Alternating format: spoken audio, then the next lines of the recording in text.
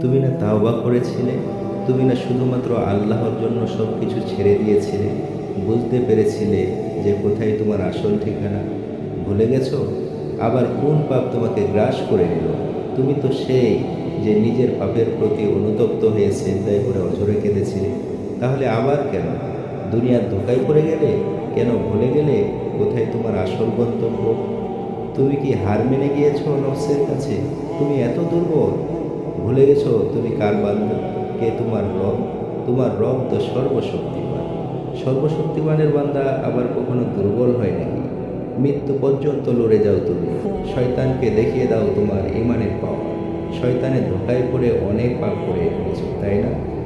তাই নিরাশ হয়ে পড়েছ? তুমি কি জানো না তোমার রব কতটা মহান?